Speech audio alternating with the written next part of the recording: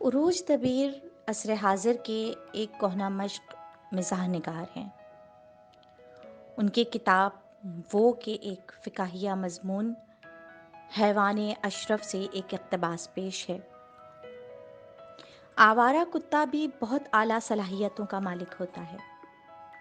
پوری دنیا میں جتنا صابر آوارہ کتا پاکستان میں ہے اور کہیں موجود نہیں۔ یہ وہ آئیڈیل زندگی گزارتا ہے جس کی تمنا ہر شادی شدہ مرد کرتا ہے۔